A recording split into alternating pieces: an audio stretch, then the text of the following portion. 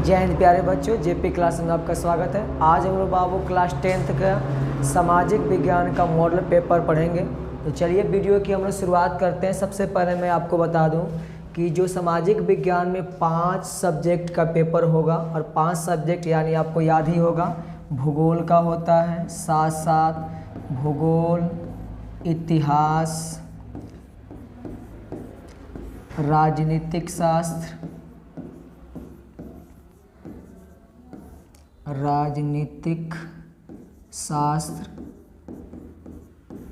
अर्थशास्त्र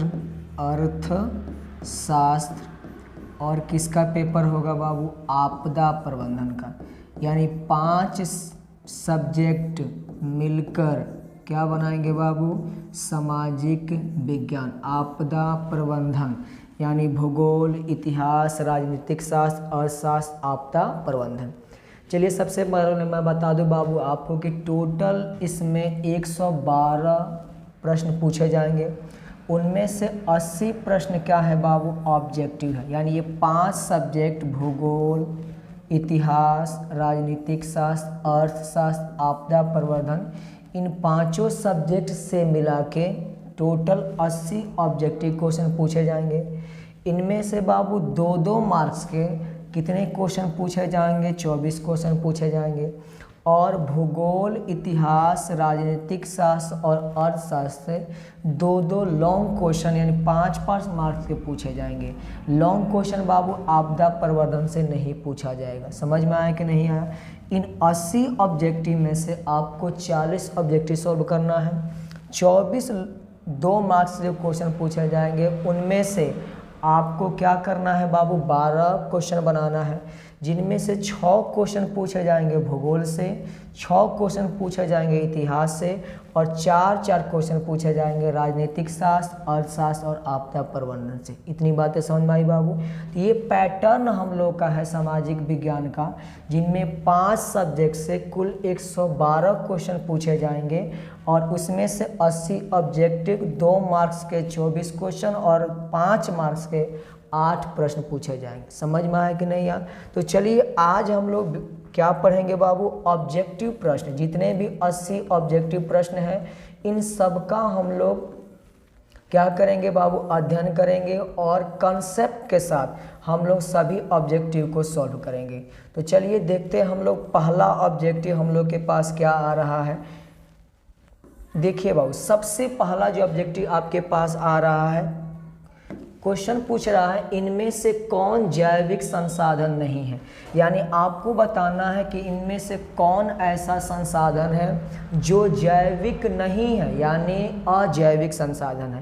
तो याद रखिए बाबू, मछली कैसी होती है, जैविक होती है। मिट्टी कैसा होता है बाबू, अजैविक होता है। यानी ऑप्शन नंबर बी हम लोग के पास क्या है, सही है। यानी अजैविक संसाधन इनमें से कौन है, मिट्टी है, जबकि बाकी मछली, पेड़ और मानव कैसे संसाधन है, जैविक संसाधन। समझ में आया कि नहीं बाबू पहला प्रश्न? चलिए दूसरा प्रश्न हम लोग देखते हैं। दूसरा प्रश्न कह रहा है कि भारत सरकार की वन नीति के अनुसार कम से कम कितना प्रतिशत भूभाग वनाच्छादित रहना चाहिए। यानी भारत सरकार ने अधिनियम बनाया जिसके अनुसार आपको याद रखना है 33% भूभाग पर वन होना चाहिए, यानी वन आच्छादित होना चाहिए। तो ऑप्शन नंबर बी क्या है, सही। यानी भारत के 33% भूमि पर जमीन होना चाहिए, किसके अनुसार, भारत सरकार की वन नीति के अनुसार। समझ में आया कि नहीं बाबू? तीसरा क्वेश्चन आपके पास कह रहा है कि महानदी पर कौन सा बांध बना है। यानी क्वेश्चन पूछ रहा है कि महानदी पर कौन सा डैम बना है, ये आपको क्या करना है, बताना। देखिए बाबू, जो भाखड़ा नांगल जो बांध है बाबू, याद रखना ये सतलज नदी पर है। जबकि दूसरा आपको याद रखना है नागार्जुन सागर, ये कौन से नदी पर है बाबू, कृष्णा नदी पर है। किस नदी पे बाबू, कृष्णा नदी पे। और ये जो हीराकुंड है, यही बाबू हीराकुंड बांध जो है किस नदी पर है, महानदी पर। समझ में आया कि नहीं बाबू?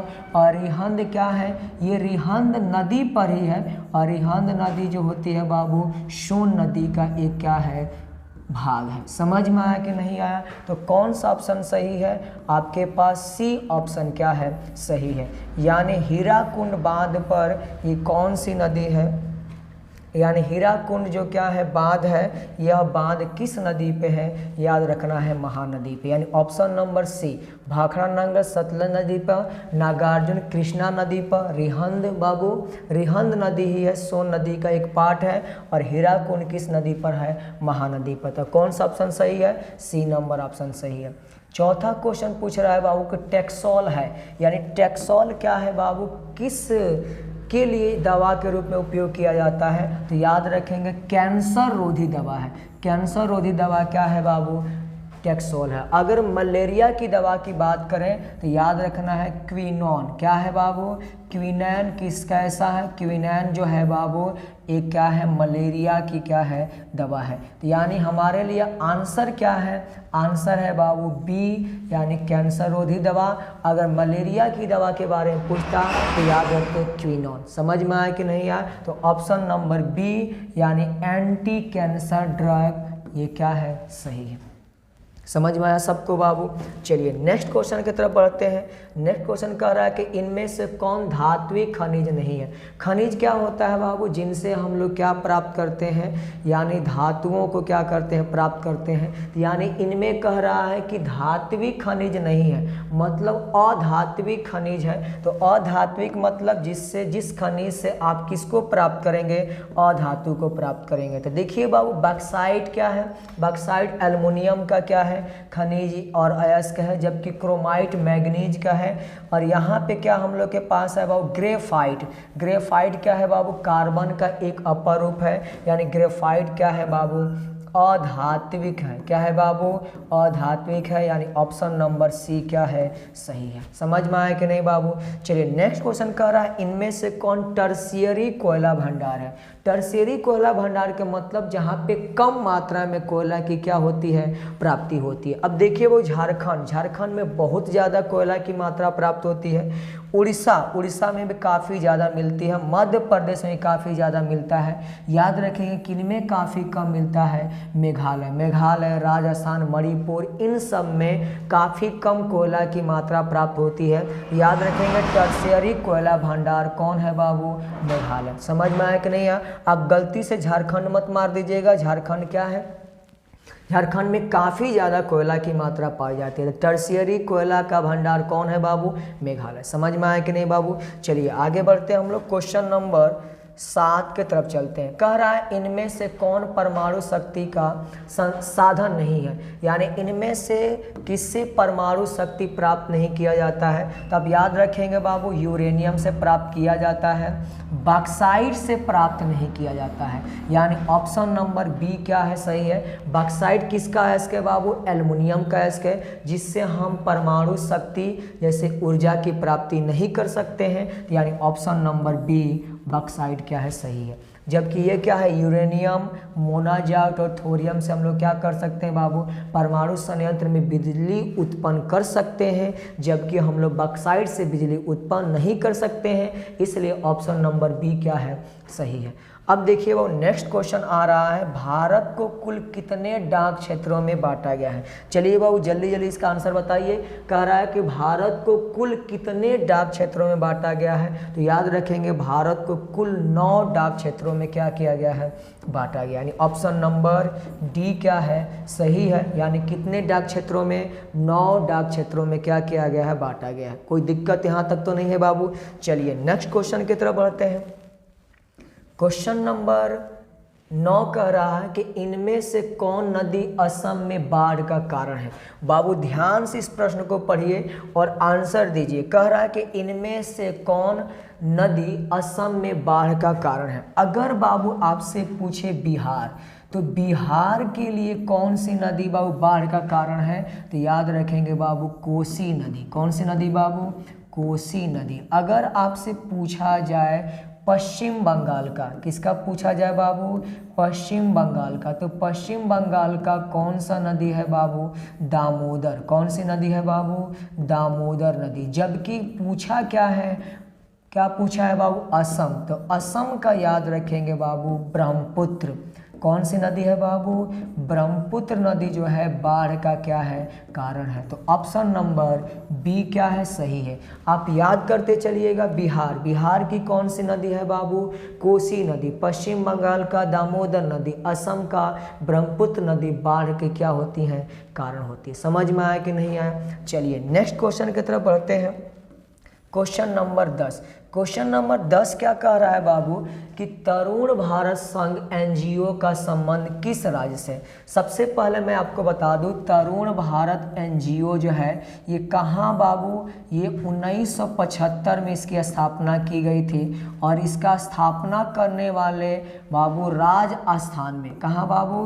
राजस्थान का जो विश्वविद्यालय था वहाँ के 3 व्यक्ति इन्होंने क्या किया था? तरुण भारत संघ एनजीओ का स्थापना किया था। और इस स्थापना का उद्देश्य क्या था कि जो भी ग्रामीण क्षेत्र में बच्चे हैं, जो गरीब है, जो पढ़ने में समर्थ नहीं है, उनको पढ़ाने के लिए संस्था स्थापित की गई थी। तो यानी ये संस्था कहाँ है बाबू? तो याद रखेंगे राजस्थान में। समझ में आया? इसकी स्थापना कब की गई थी? 1975 में की गई थी। और कहाँ बाबू? राजस्थान में किया गया था।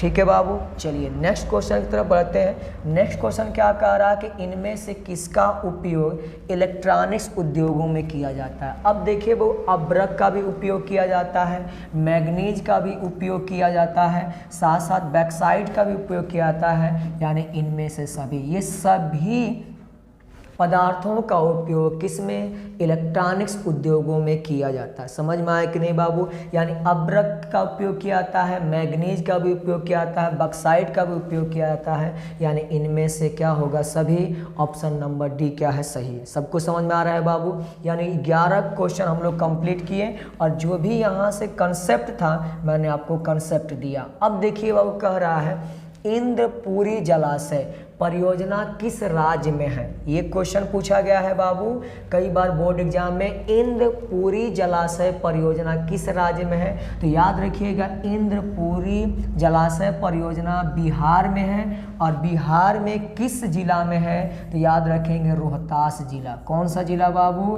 रोहतास जिला में क्या है? इंद्रपुरी जलाशय परियोजना है। तो यानी ऑप्शन नंबर बी क्या है? सही है। और आपसे ये भी पूछा जा सकता है कि बिहार के किस जिला में है? तो याद रखेंगे रोहतास जिला में। सब समझ में आया बाबू? चलिए नेक्स्ट क्वेश्चन कह रहा है असाधारण पौधों के लिए तैयार की गई एक पुस्तक का नाम है।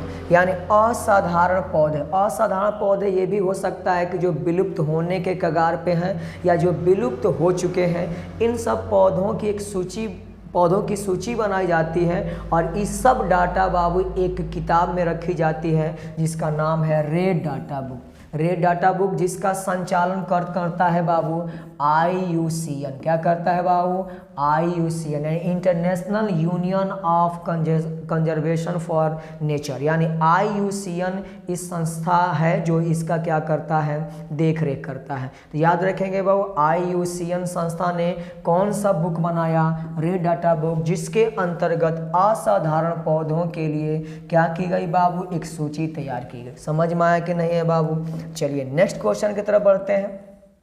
निम्नलिखित में कौन रबी फसल नहीं है? सबसे पहले बाबू आप याद कीजिए रबी फसल क्या होता है। तो रबी फसल की बात करें बाबू कि यह कब लगाया जाता है? तो याद कीजिए बाबू ये लगाया जाता है अक्टूबर और नवंबर में। कब लगाया जाता है बाबू? अक्टूबर नवंबर में क्या किया जाता है बाबू? में कौन सा फसल लगाया जाता है? रबी फसल। तो रबी फसल गेहूं है, चना है, लेकिन क्या नहीं है बाबू? चावल नहीं। ये कब लगाया जाता है? तो ये बाबू जून जुलाई में। और ये कैसा फसल है? तो याद रखेंगे खरीफ फसल है। कैसा फसल है बाबू? खरीफ फसल जो जून जुलाई के समय में लगाया जाता है। तो याद रखेंगे हमारे पास ऑप्शन नंबर सी क्या है? सही है। यानी राइस होगा। क्या होगा बाबू? राइस। या राइस यानी कौन बाबू? चावल। समझ में आया कि नहीं है? रबी फसल आपसे पूछेगा रबी फसल क्या है तो कहिएगा वैसा फसल जो अक्टूबर नवंबर माह में लगाया जाता है। और खरीफ फसल किसको बोलते हैं? जो जून जुलाई के महीने में लगाया जाता है। समझ में आया कि नहीं बाबू? चलिए नेक्स्ट क्वेश्चन की तरफ बढ़ते हैं। कह रहा है कि सीमेंट उद्योग का कच्चा माल है। ये कई बार बोर्ड एग्जाम में पूछा गया है कि सीमेंट उद्योग में कच्चा माल के रूप में किसका उपयोग किया जाता है, तो याद रखेंगे चूना पत्थर। चूना पत्थर का उपयोग सीमेंट उद्योग में कच्चा माल के लिए किया जाता है। समझ में आया कि नहीं बाबू? ये तो आसान सा क्वेश्चन, आप आराम से बता सकते हैं कि चूना पत्थर से क्या बनाया जाता है, सीमेंट बनाया जाता है। तो सीमेंट बनाने के लिए कच्चा माल के रूप में किसका उपयोग किया जाता है, तो बाबू चूना पत्थर का उपयोग किया जाता है। चलिए नेक्स्ट क्वेश्चन कह रहा है कि कोंकण रेल परियोजना का संबंध किस राज्य से है। बताइए बाबू, कोंकण रेल परियोजना बाबू दक्षिण भारत में है, और दक्षिण भारत के जो भी क्या है इलाके हैं जैसे महाराष्ट्र, गोवा, केरल, इन सबको जोड़ता है आपका कोंकण रेल परियोजना, यानी इनमें से क्या होगा, सभी होगा। समझ में आया कि नहीं बाबू? चलिए नेक्स्ट क्वेश्चन कह रहा है कि 1992 में रियो डी जेनेरो में क्या हुआ था, तो बाबू याद रखेंगे रियो डी जेनेरो जो क्या था संबंध, ये जो है बाबू सम्मेलन हुआ था, पृथ्वी शिखर सम्मेलन, यानी पृथ्वी पर जो भी क्या हो रहे हैं प्रदूषण हो रहे हैं, इनसे संबंधित क्या था एक सम्मेलन था, यानी पृथ्वी शिखर सम्मेलन हुआ था। कहाँ बाबू? रियो डी जेनेरो में। समझ में आया कि नहीं बाबू? भारत में सर्वाधिक कौन सी मिट्टी पाई जाती है, तो याद रखेंगे भारत में सर्वाधिक मिट्टी क्या पाई जाती है, जलोढ़, और सबसे अधिक यानी ये क्या है बाबू, सर्वाधिक क्या है, उपजाऊ मिट्टी होती है। सर्वाधिक कौन बाबू? उपजाऊ मिट्टी होती है। तो सर्वाधिक उपजाऊ मिट्टी कौन है, तो याद रखेंगे बाबू जलोढ़ मिट्टी, जो भारत में सबसे ज़्यादा क्षेत्रों में पाई जाती है। समझ में आया कि नहीं? तो 18 क्वेश्चन हम लोगों ने कंप्लीट कर दिया। चलिए नेक्स्ट क्वेश्चन की तरफ बढ़ते हैं, और उम्मीद है आपको ये जो भी मैं कंसेप्ट बता रहा हूँ समझ में आ रहा होगा। ठीक है बाबू, अगर ये वीडियो आपको अच्छा लग रहा होगा तो कमेंट, शेयर और सब्सक्राइब जरूर कीजिएगा, और उन छात्रों के पास इस वीडियो को शेयर कीजिएगा जिनके पास क्या है आर्थिक स्थिति खराब होने के कारण महंगे कोचिंगों में नहीं पढ़ पाते हैं। ठीक है बाबू, चलिए आगे बढ़ते हैं हम लोग। भारत में पहला जल विद्युत संयंत्र कहाँ स्थापित किया गया था, तो याद रखेंगे भारत में सबसे पहला जल विद्युत संयंत्र बाबू दार्जिलिंग में स्थापित किया गया था। दार्जिलिंग कहाँ है बाबू? याद रखेंगे पश्चिम बंगाल में। कहाँ है बाबू? पश्चिम बंगाल में। और ये जो बाबू पहला जल विद्युत संयंत्र स्थापित किया गया था 1897 में। अच्छा बाबू, आपके दिमाग में क्वेश्चन आ रहा होगा सर जल विद्युत संयंत्र क्या है, तो जल विद्युत संयंत्र का मतलब होता है कि जल की गतिज ऊर्जा स्थितिज ऊर्जा का उपयोग करके बिजली उत्पन्न किया जाता है। तो यानी यहाँ याद रखिएगा बाबू 1897 में पश्चिम बंगाल में यानी दार्जिलिंग में पहला जल विद्युत संयंत्र स्थापित किया गया था। समझ में आया कि नहीं? आप चलिए नेक्स्ट क्वेश्चन की तरफ बढ़ते हैं। 20 नंबर कह रहा है बाबू बिहार में उर्वरक कारखाना कहाँ स्थित है, तो बिहार में उर्वरक कारखाना बाबू कहाँ स्थित है? बरौनी में। कहाँ स्थित है बाबू? बरौनी में। कई बार एग्जाम में पूछा गया है, तो याद रखिएगा बिहार में लौह इस्पात कारखाना या उर्वरक कारखाना कहाँ है बाबू? बरौनी में। समझ में आया कि नहीं? आप चलिए नेक्स्ट क्वेश्चन 21 नंबर कह रहा है निम्नलिखित कारकों में कौन सूखे के लिए जिम्मेवार है, तो सब कोई बता सकता है कि सूखा क्यों होता है, यानी सूखा के लिए कौन जिम्मेवार है, तो याद रखेंगे सूखा के लिए जिम्मेवार है भूकंप, बाढ़, वर्षा की कमी, सुनामी। तो इनमें से कौन सा सही होगा बाबू? इनमें से वर्षा की कमी, यानी ऑप्शन नंबर सी क्या है? सही है। यानी वर्षा की कमी हो जाने के कारण सूखा की समस्या क्या होती है? उत्पन्न होती है। समझ में आया कि नहीं बाबू? चलिए क्वेश्चन नंबर 22 सरदार सरोवर कृत्रिम जलाशय का संबंध है, तो याद रखेंगे बाबू सरदार सरोवर कृत्रिम जलाशय जो है किस नदी पर है बाबू? नर्मदा नदी पे। किस नदी पर है? नर्मदा नदी, यानी ऑप्शन नंबर ए क्या है? सही है। क्वेश्चन नंबर 23 जून 2023 में भारत में कौन सा चक्रवात आया था? देखिए बाबू ये क्या है, यानी ये जो क्वेश्चन आ गया बाबू ये सामान्य ज्ञान वाला क्वेश्चन आ गया कि 2023 में जून माह में भारत में कौन सा चक्रवात आया था, तो इसका ऑप्शन नंबर बी क्या है? बिपरजॉय। ये आपको बोर्ड एग्जाम में नहीं पूछा जाएगा बाबू, ये जनरल नॉलेज वाला क्वेश्चन है, फिर भी याद रखेंगे। यानी 2023 में कौन सा चक्रवात आया था?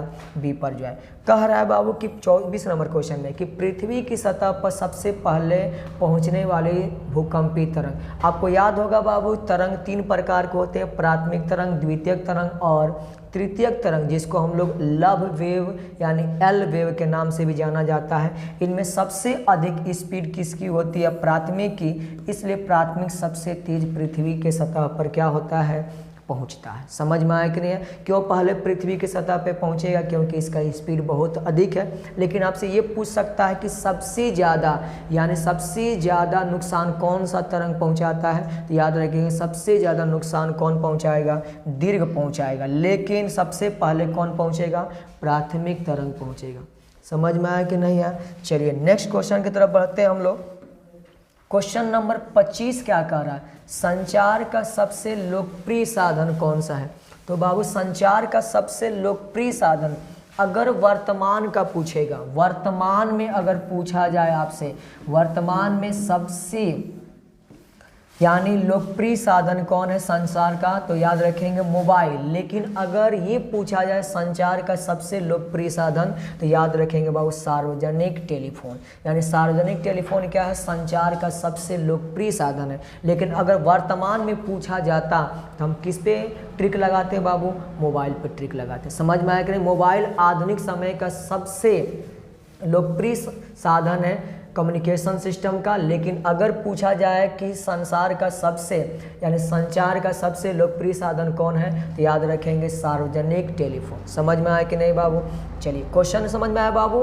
अब इस समय कह रहा है सबसे लोकप्रिय तो कहेंगे सार्वजनिक टेलीफोन। लेकिन यही पूछता कि वर्तमान का सबसे ज़्यादा लोकप्रिय संचार साधन तो याद रखेंगे मोबाइल।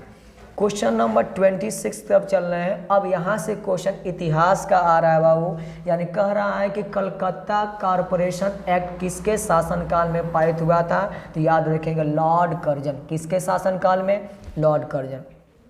कह रहा है कि यूरोप में राष्ट्रवाद की शुरुआत कहाँ से हुई थी? यानी फ्रांसीसी क्रांति कहाँ शुरू हुई थी बाबू? फ्रांस से शुरू हुई थी। समझ में आ रहा है कि नहीं आ रहा है बाबू? चलिए नेक्स्ट क्वेश्चन की तरफ बढ़ते हैं। 28 राइन राज संघ की स्थापना किसने किया था? तो राइन राज संघ की स्थापना नेपोलियन बोनापार्ट ने किया था। यानी ऑप्शन नंबर बी क्या है? सही है। क्वेश्चन नंबर क्या कर रहा है? 29 अप्रैल थीसिस किसने लिखी? अप्रैल थीसिस किसने लिखी बाबू? ऑप्शन आ रहा है Rousseau, Tolstoy, Lenin, Karl Marx. तो याद रखेंगे अप्रैल थीसिस किनकी रचना है बाबू? तो याद रखेंगे लेनिन की। किसने लिखा था बाबू? लेनिन ने अप्रैल थीसिस की क्या किया था? रचना किया था। समझ में आया कि नहीं? सब बोर्ड एग्जाम में पूछा गया है, आप ध्यान से इसे पढ़िएगा, याद करते चलिएगा। क्वेश्चन नंबर 30 कह रहा है खुदाई खिदमत गार का गठन किसने किया था? तो खुदाई खिदमत गार का गठन बाबू खान अब्दुल गफ्फार खान। यानी ऑप्शन नंबर बी क्या है? सही है, खान अब्दुल गफ्फार खान ने किया था। समझ में आया कि नहीं आया? चलिए क्वेश्चन नंबर 31 का रहा लाला हरदयाल ने इनमें से किसकी स्थापना की? तो लाला हरदयाल ने बाबू याद रखिए गदर पार्टी। कौन पार्टी? गदर पार्टी की स्थापना किया था। यानी लाला हरदयाल ने किस पार्टी का? गदर पार्टी का स्थापना किया था। समझ में आया कि नहीं बाबू? चलिए क्वेश्चन नंबर 32 की ओर चलते हैं हम लोग। 32 क्या कह रहा है कि साम्यवादी गुट का अगुआ कौन था? तो यानी साम्यवादी गुट का जो अगुआ था वो अमेरिका था, सोवियत संघ था, ब्रिटेन था, चीन था। इनमें से कौन सही है बाबू? सोवियत संघ यानी रूस। रूस क्या था? साम्यवादी गुट का क्या था? अगुआ था। समझ में आया कि नहीं आया? चलिए क्वेश्चन नंबर 33 की तरफ चलते हैं। इनमें से में क्या मार्टिन लूथर की कृति है? यानी इनमें से मार्टिन लूथर ने किसकी रचना की थी? तो याद रखेंगे 95 थीसिस। यानी 95 थीसिस की रचना किसने किया था? मार्टिन लूथर किंग ने किया था। यानी 95 थीसिस की रचना किसने की थी? मार्टिन लूथर किंग ने। कह रहा है वो बंगाल गजट का प्रकाशन किसने किया था? बताइए बाबू। क्वेश्चन नंबर 34 का आंसर क्या होगा? बंगाल गजट का प्रकाशन किसने किया था? बाबू मैं आपको एक बात बता दूं, बंगाल गजट जो था भारत का सबसे पहला समाचार पत्र था और इसकी जो प्रकाशन किए थे जेम्स ए हिस्की। जेम्स ए हिक्की ने बाबू किसका प्रकाशन किया था? बंगाल गजट का प्रकाशन किया था। यानी ये भारत का सबसे पहला समाचार पत्र था। समझ में आया कि नहीं बाबू? चलिए नेक्स्ट क्वेश्चन की तरफ बढ़ते हैं। नेक्स्ट क्वेश्चन क्या कह रहा है? यूनान में इनमें से किस देश के अधीन था? यानी किस देश ने यूनान पर अपना कब्जा किया था? तो याद रखेंगे बाबू, फ्रांस। कौन किया था बाबू? फ्रांस ने किस पे कब्जा किया था? यूनान पे क्या किया था? कब्जा किया था। यानी ऑप्शन नंबर बी क्या है? सही है। उम्मीद है ये क्वेश्चन आपको समझ में आई होगी। अब 35 तक हम लोग पहुंच गए हैं बाबू।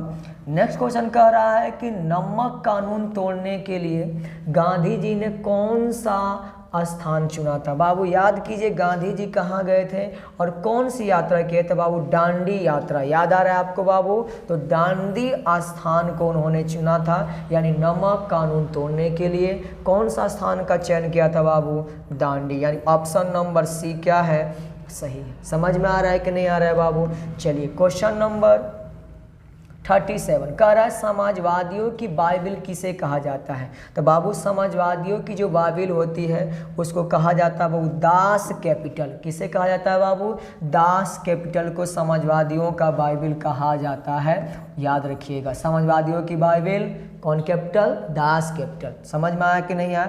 कह रहा है क्वेश्चन नंबर 38 एक स्वतंत्र राष्ट्र के रूप में सिंगापुर का उदय कब हुआ था? यानी सिंगापुर का उदय कब हुआ था, ये आपसे क्वेश्चन पूछा गया है। फिर से एक क्वेश्चन जनरल नॉलेज की तरह क्वेश्चन आ गया कि सिंगापुर जो है कब स्वतंत्र हुआ था और कब स्वतंत्र राष्ट्र के रूप में अलग हुआ था? तो याद रखेंगे 1965 में। कब हुआ था बाबू? 1965 में बाबू सिंगापुर स्वतंत्र राष्ट्र के रूप में क्या हुआ था? अलग हुआ था। समझ में आया कि नहीं बाबू? क्वेश्चन नंबर 39 कह रहा है वियना कांग्रेस में कौन राष्ट्र सम्मिलित नहीं था?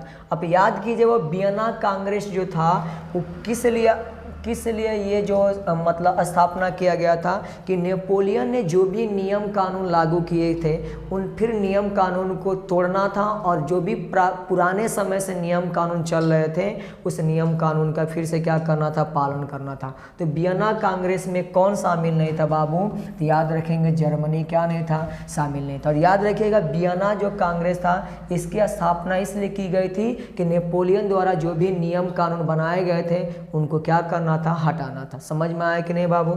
चलिए क्वेश्चन नंबर 40 कह रहा है कि फॉरवर्ड ब्लॉक की स्थापना किसने किया था? तो याद रखेंगे वो फॉरवर्ड ब्लॉक की स्थापना हमारे प्रिय नेता जगदीश चंद्र बोस ने किया था। और ये कहाँ किए थे बाबू? स्विट्जरलैंड में। कहाँ किए थे बाबू? स्विट्जरलैंड में। यानी कौन सी संस्था की स्थापना किए थे? यानी कौन संस्था बाबू? फॉरवर्ड ब्लॉक की स्थापना किए थे। समझ में आया कि नहीं बाबू? चलिए क्वेश्चन नंबर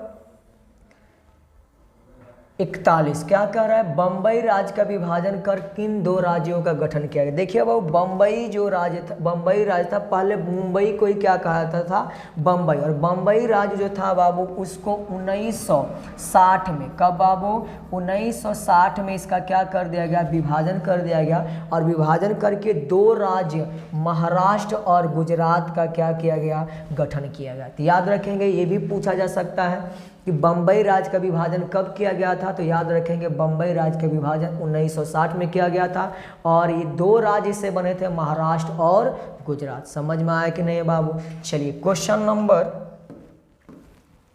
42 की तरफ बढ़ते हैं। बिहार में कुल कितने नगर निगम स्थापित किए गए हैं? बाबू देखिए नगर निगम की संख्या समय के साथ बढ़ती रहती है, लेकिन फिर भी हम याद रखेंगे कि बिहार में नगर निगम की इस समय जो संख्या है वो कितने हैं बाबू? 19 है। कितने हैं बाबू?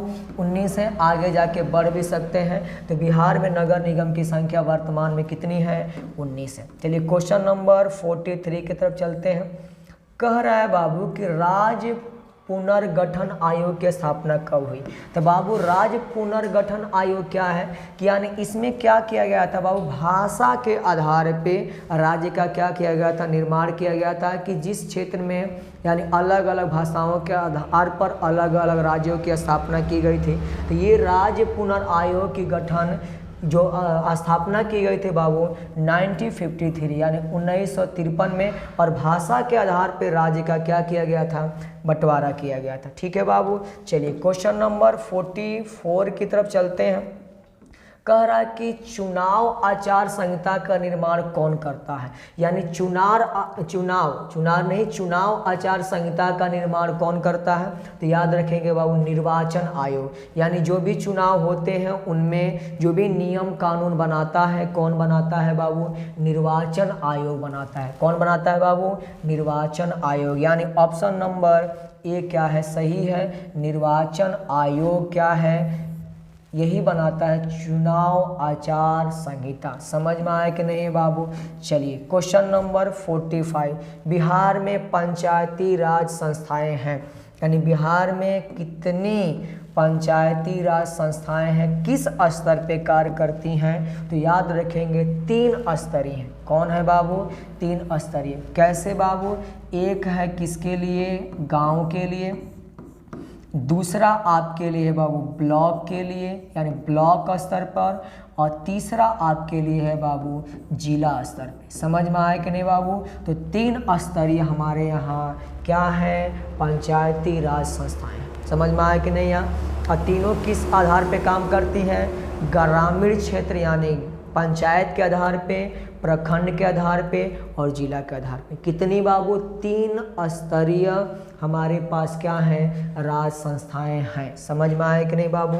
चलिए नेक्स्ट क्वेश्चन 46 कह रहा है कि आंग सान सू कि किस देश की नागरिक हैं, यानी याद रखेंगे ये किस देश की नागरिक है बाबू, म्यांमार की। कहाँ की है बाबू, म्यांमार की, यानी आंग सान सू कहाँ की नागरिक है बाबू, म्यांमार की क्या है, नागरिक है, यानी ऑप्शन नंबर ए क्या है, सही। समझ में आया कि नहीं बाबू। ये तो हम लोग याद कर सकते हैं आसानी से, कुछ नहीं है इन सब क्वेश्चन में। कह रहा है वो चिली की प्रथम महिला राष्ट्रपति कौन थी बाबू, ये देखिए फिर से general knowledge question.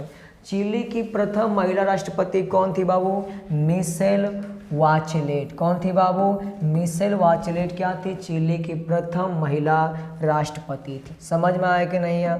Question number 48 की तरफ चलते हैं। इनमें से किस पर लोकतंत्र का भविष्य निर्भर करता है, यानी लोकतंत्र जो है सरकार की, वो भविष्य किस पर निर्भर कर रहा है, जातिवाद पर, निष्पक्ष चुनाव पर, अलगाववाद पर, इनमें से कोई नहीं। तो बाबू याद रखेंगे, और जातिवाद के आधार पर लोकतंत्र किया जाए तो इनका भविष्य क्या नहीं है, अच्छा नहीं है। तो याद रखिएगा निष्पक्ष चुनाव, किस पे, निष्पक्ष चुनाव पे हमारा क्या है, लोकतंत्र का भविष्य क्या करता है, निर्भर करता है, यानी फेयर इलेक्शन पे क्या करता है, निर्भर करता है। समझ में आया कि नहीं बाबू। क्वेश्चन नंबर 49 कह रहा है लोकसभा में चुने हुए सदस्यों की संख्या कितनी है, तो ये तो याद रखना पड़ेगा बाबू कि लोकसभा में चुने हुए सदस्यों की संख्या कितनी है, याद रखेंगे 543। कितनी है बाबू, 543 क्या है, सदस्य, किसमें, लोकसभा। समझ में आया कि लोकसभा में सदस्यों की संख्या कितनी है, 543 है। समझ में आया, 543। ठीक है। चलिए क्वेश्चन नंबर 50 के तरफ बढ़ते हुए, 50 नंबर क्या कह रहा है, इनमें से कहाँ प्रत्यक्ष लोकतंत्र है, तो बाबू हम लोग के यहाँ कैसा है, अप्रत्यक्ष है। तो याद रखिएगा प्रत्यक्ष लोकतंत्र कहाँ है बाबू, स्विट्जरलैंड में। कहाँ है बाबू, स्विट्जरलैंड में प्रत्यक्ष लोकतंत्र की क्या है, व्यवस्था है, स्विट्जरलैंड। ऑप्शन नंबर ए क्या है, सही है। कह रहा है वो क्वेश्चन नंबर 51 की कितनी जनसंख्या पर ग्राम पंचायत का गठन किया जा सकता है, यानी कह रहा है कि अगर किसी गांव का कितनी ज़्यादा जनसंख्या हो जाए उसे एक ग्राम पंचायत के रूप में क्या कर दिया गया, चुना जाए। तो याद रखिएगा 7000। अगर किसी गांव की जनसंख्या कितनी हो जाए बाबू, 7000 हो जाए तो उसे हम लोग एक ग्राम पंचायत का उसमें गठन कर सकते हैं, यानी 7000 मिनिमम जनसंख्या होनी चाहिए तब हम उसे ग्राम पंचायत बना सकते हैं। ठीक है।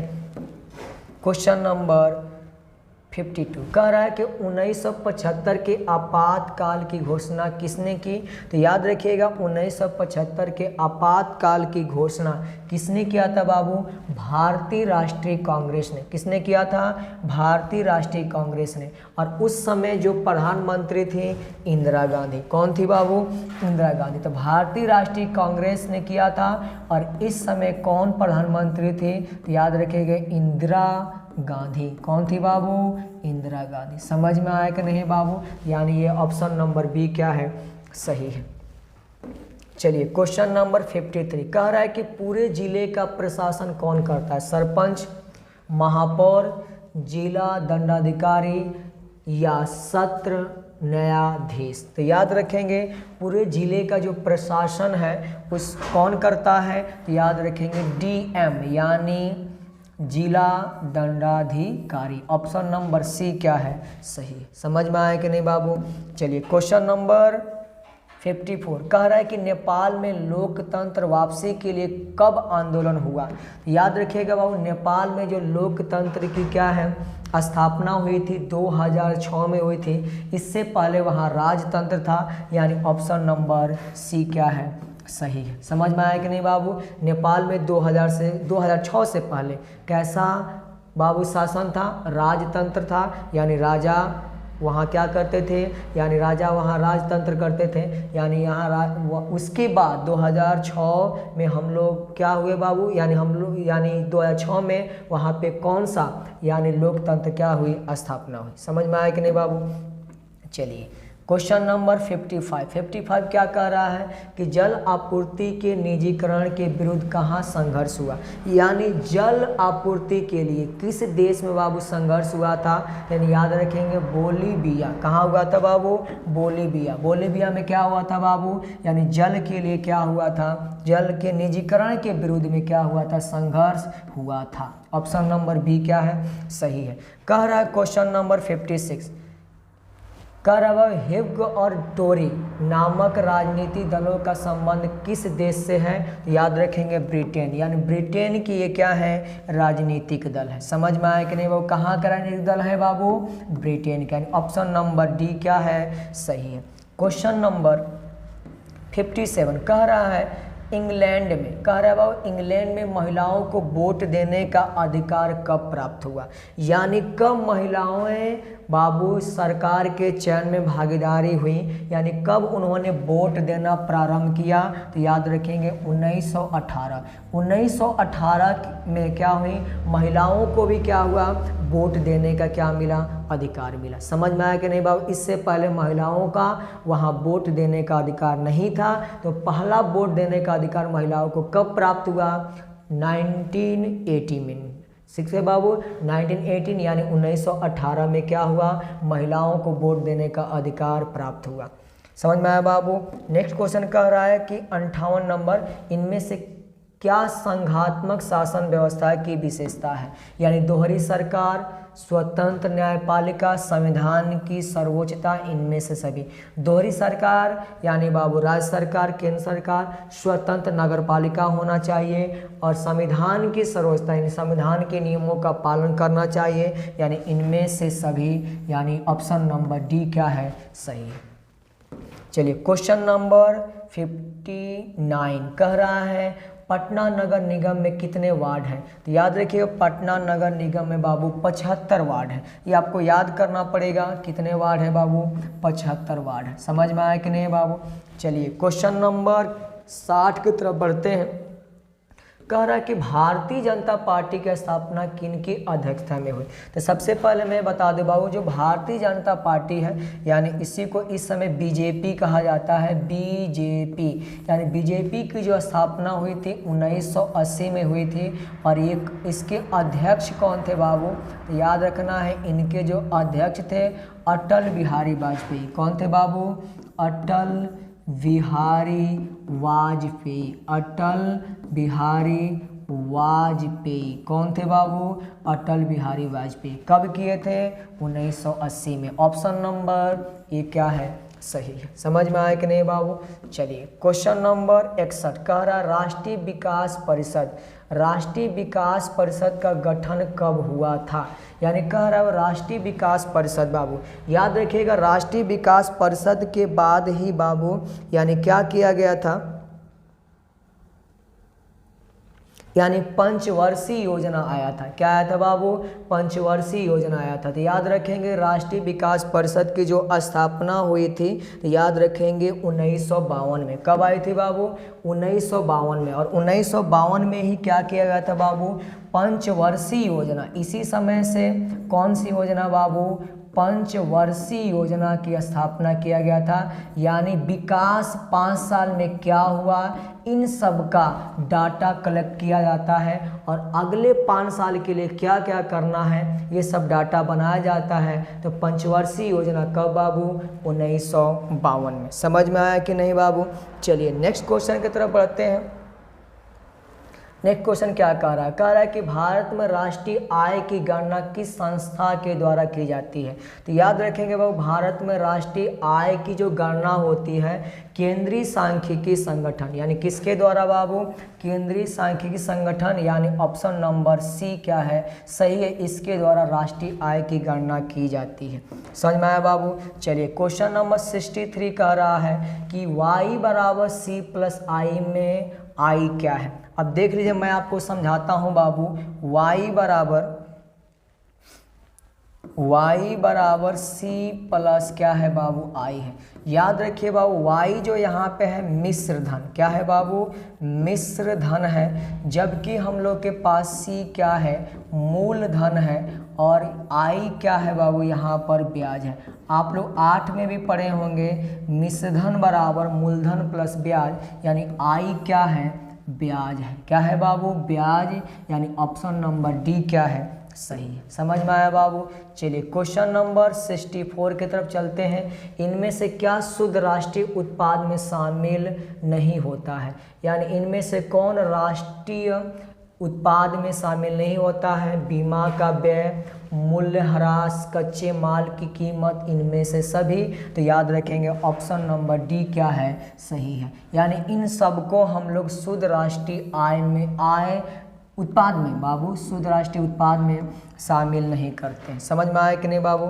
चलिए क्वेश्चन नंबर 65 क्या कह रहा है, कह रहा है कि खनन को इनमें से किस क्षेत्र में शामिल किया जाता है। बाबू देखिए खनन क्या है, ये प्राकृतिक, यानी प्रकृति पर निर्भर करता है। तो यानी याद रखेंगे जो व्यवसाय नहीं बाबू, जो हम लोग का मतलब क्रियाकलाप प्राकृतिक संसाधनों पर निर्भर करता है, उनको बाबू हम लोग प्राथमिक क्षेत्र के अंतर्गत रखते हैं। समझ में आया कि नहीं बाबू। प्राथमिक क्षेत्र के अंतर्गत क्या होते हैं, जो प्राकृतिक संसाधनों पर निर्भर करता है। द्वितीयक क्षेत्र में किसको रखते हैं बाबू, औद्योगिक यानी निर्माण को रखते हैं, जबकि तृतीयक में किसको रखते हैं, सेवा क्षेत्र को रखते हैं। तो यानी याद रखिए यहाँ कह रहा है कि खनन इनमें से किस क्षेत्र में शामिल है। तो खनन जो है बाबू, यानी भूमि के अंदर से जो भी खनिज पदार्थों को निकाला जाता है, तो ये खनिज पदार्थ प्राकृतिक संसाधन है। तो यानी याद रखेंगे किसके अंतर्गत आएगा बाबू, प्राथमिक क्षेत्र। द्वितीयक क्षेत्र में कौन आता है बाबू, विनिर्माण आता है, यानी जो भी इंडस्ट्रियल कार्य हैं। और तृतीयक क्षेत्र में कौन आते हैं, सेवा वाले आते हैं। कौन आते हैं बाबू, सेवा। तो प्राथमिक क्षेत्र यानी ऑप्शन नंबर ए क्या है, सही है। क्वेश्चन नंबर 66 कह रहा है कि किस अर्थव्यवस्था में लोक कल्याण पर बल दिया गया है। यानी लोक कल्याण में बाबू समाजवादी अर्थव्यवस्था, किस पे बल दिया जाता है बाबू, समाजवादी अर्थव्यवस्था पर बल दिया जाता है। यानी ऑप्शन नंबर हमारे पास बी क्या है, सही है। कौन सही है बाबू, ऑप्शन नंबर बी क्या है, सही है। समझ में आया कि नहीं बाबू। क्वेश्चन नंबर 67 पर पहुंच गए हम लोग। कह रहा है इनमें से क्या पूंजी का पारिश्रमिक है, यानी पूंजी का पारिश्रमिक क्या है, लगान, ब्याज, मजदूरी, लाभ। यानी पूंजी का पारिश्रमिक क्या है बाबू, यहाँ पे मजदूरी है। ऑप्शन नंबर क्या है बाबू, बी नंबर क्या है, सही है। समझ में आया कि नहीं बाबू।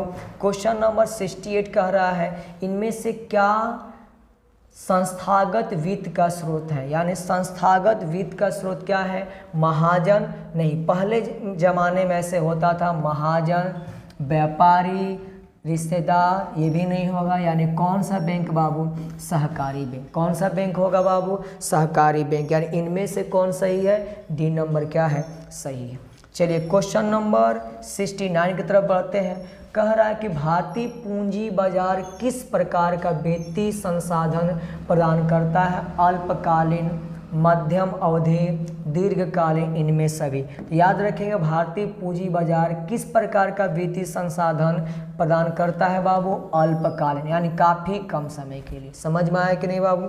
चलिए क्वेश्चन नंबर 70 क्या कह रहा है बाबू कि ग्रामीण विकास तथा कृषि के लिए ऋण प्रदान करने वाला संस्थाओं को वित्त की आपूर्ति कौन करता है। तो याद रखेंगे बाबू, यानी जो हम लोग के पास क्वेश्चन नंबर यानी 70 कह रहा है कि ग्रामीण विकास तथा कृषि के लिए ऋण प्रदान करने वाला संस्थाओं को वित्त की आपूर्ति प्रदान करता है सहकारी बैंक, भूमि विकास बैंक, नाबार्ड, भारतीय रिजर्व बैंक। तो याद रखेंगे बाबू नाबार्ड। कौन है बाबू, नाबार्ड। चलिए सबसे पहले मैं आपको इसका फुल फॉर्म बता देता हूं, यानी ऑप्शन नंबर सी तो क्या होगा हम लोग के पास सही होगा, नाबार्ड। क्या है बाबू, नाबार्ड।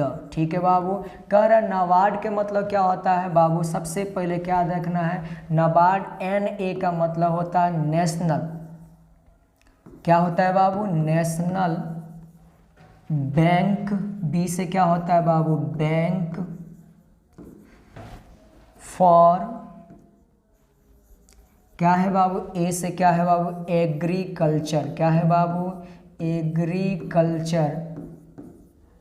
आर से क्या होता है बाबू, रूरल। और डी से क्या होता है बाबू, डेवलपमेंट। समझ में आया कि नहीं बाबू। यानी क्या होगा बाबू, याद रखेंगे national bank for agriculture and rural development. यानी नाबार्ड क्या होता है बाबू, संस्थाओं को क्या करता है, यानी वित्त प्रदान करता है। समझ में आया कि नहीं बाबू। चलिए क्वेश्चन नंबर क्या कह रहा है, 71 कह रहा है भारत में सहकारिता आंदोलन का प्रारंभ कब हुआ था। तो याद रखेंगे भारत में सहकारिता आंदोलन का प्रारंभ कब हुआ था, 1904 में। समझ में आया कि नहीं बाबू। यानी ऑप्शन नंबर बी क्या है, सही। समझ में आया सबको बाबू। क्वेश्चन नंबर 72 क्या कह रहा है बाबू, विकसित देशों के कार्यकाल का अधिकांश हिस्सा किस देश में कार्यरत होता है बाबू। विकसित देश क्या करते हैं, सेवा क्षेत्र ज़्यादा करते हैं, यानी सेवा क्षेत्र में ज़्यादा होते हैं। तो याद रखेंगे बाबू सेवा क्षेत्र, यानी ये आपके पास किस प्रकार का है, वो तृतीयक स्रोत है, यानी तृतीयक क्रियाकलाप है सेवा क्षेत्र। यानी विकसित देश के लोग सेवा क्षेत्र पर अधिक क्या करते हैं, ध्यान देते हैं। कह रहा है नेक्स्ट नंबर क्वेश्चन बाबू, भारत में आर्थिक नीति कब लागू किया गया था। तो याद रखेंगे बाबू भारत में आर्थिक नीति बाबू 1991 में। कब लागू किया गया था बाबू, 1991 में। और इसको लागू करने वाले कौन थे, नरसिम्हा राव। कौन थे बाबू, नरसिम्हा राव। यानी इन्होंने क्या किया था, नई आर्थिक नीति, यानी भारत की आर्थिक स्थिति खराब थी, इसलिए उन्होंने नई आर्थिक नीति लागू किया था कब बाबू, 1991 में। और कौन किया था, नरसिम्हा राव। समझ में आया कि नहीं बाबू। चलिए क्वेश्चन नंबर बाबू 74 क्या कह रहा है, कृषि उत्पादों के प्रमाणन के लिए किस मानक चिन्ह का उपयोग किया जाता है बाबू। देख लीजिए सबसे पहला मैं बता दूं ISI किसके लिए है बाबू, औद्योगिक उत्पाद के लिए। किसके लिए बाबू, औद्योगिक उत्पाद के लिए। जबकि आपके पास एग मार्क क्या है बाबू, यानी ये हम लोग के पास कृषि उत्पाद, यानी किसके लिए है बाबू, खाद्य सामग्री के लिए। किसके लिए बाबू, खाद्य सामग्री के लिए। जबकि हॉलमार्क किसके लिए है बाबू, आभूषण के लिए। किसके लिए बाबू, आभूषण के लिए। यानी 74 नंबर का सही क्या है, ऑप्शन क्या है, एग मार्क, यानी यही क्या है, कृषि उत्पाद के लिए। समझ में आया कि नहीं बाबू, ये आप याद रखिएगा चिन्ह, ठीक है बाबू। क्वेश्चन नंबर 75 कह रहा है कि मानव पूंजी का प्रमुख घटक कौन है, यानी मानव की पूंजी का प्रमुख घटक कौन है, भोजन, स्वास्थ्य, शिक्षा, यानी किसके आधार पे हम मानव के बारे में अध्ययन कर सकते हैं कि मानव का विकास कैसे हुआ, उसके भोजन के आधार पर, उसके स्वास्थ्य के आधार पर, उसके शिक्षा के आधार पर, यानी इनमें से सभी। ऑप्शन नंबर डी क्या है बाबू, सही है। समझ में आया कि नहीं बाबू। चलिए क्वेश्चन नंबर 76 कह रहा है जवाहर रोजगार योजना कब लागू किया गया था, तो जवाहर रोजगार योजना बाबू 1989 में। कब लागू किया गया था, 1989 में। इसमें क्या किया गया था बाबू कि जो भी क्या है राष्ट्रीय, इनमें क्या किया गया था, राष्ट्रीय रोजगार, क्या दिया गया था बाबू, राष्ट्रीय रोजगार योजना दिया गया था, राष्ट्रीय रोजगार योजना। साथ साथ बाबू और क्या किया गया कि जो भी भूमिहीन है, क्या है बाबू, भूमिहीन रोजगार योजना, यानी जो भूमिहीन मजदूर हैं उनको भी रोजगार दिया गया था। और ये कब लागू किया गया था बाबू, 1989 में, यानी ऑप्शन नंबर बी क्या है, सही है। चलिए बाबू क्वेश्चन नंबर 77 पर चलते हैं। HDI यानी मानव विकास सूचकांक कब शुरू किया गया था, तो मानव विकास सूचकांक बाबू 1990 में।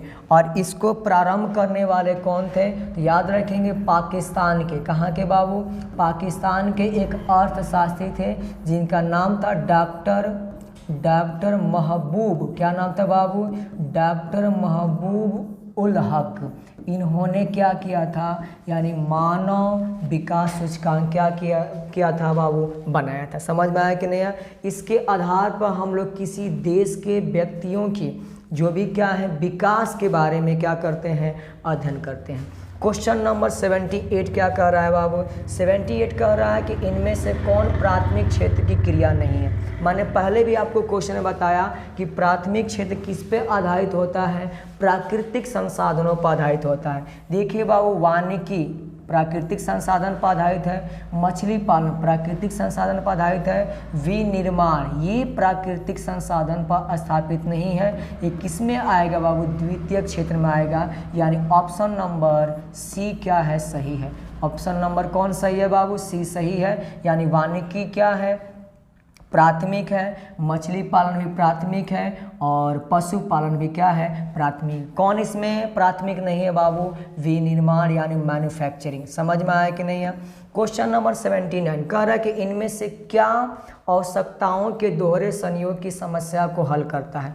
दोहरे संयोग का मतलब होता है बाबू कि एक वस्तु को खरीदने के लिए दूसरे वस्तु को दिया जाता है, यानी वस्तु को बेचेंगे तो उसके मूल्य के रूप में दूसरे वस्तु को लिया जाता है। यानी ये कौन खत्म किया, तो याद रखेंगे मुद्रा। यानी आज के ज़माने में यानी किसी वस्तु का जो भी क्या होता है मूल्य होता है, उसको किसके रूप में हम लोग चेंज करते हैं बाबू, मुद्रा के रूप में। समझ में आया कि नहीं बाबू। चलिए क्वेश्चन नंबर 80 यानी लास्ट क्वेश्चन आपके पास आ रहा है बाबू, इनमें से कौन व्यापारिक बैंक नहीं है, यानी कौन व्यापारिक बैंक नहीं है। इनमें से स्टेट बैंक ऑफ इंडिया है, पंजाब नेशनल बैंक है, भारतीय रिजर्व बैंक नहीं है, यानी ऑप्शन नंबर सी क्या है, सही है। समझ में आया कि नहीं बाबू। तो ये था हम लोग के पास 80 ऑब्जेक्टिव।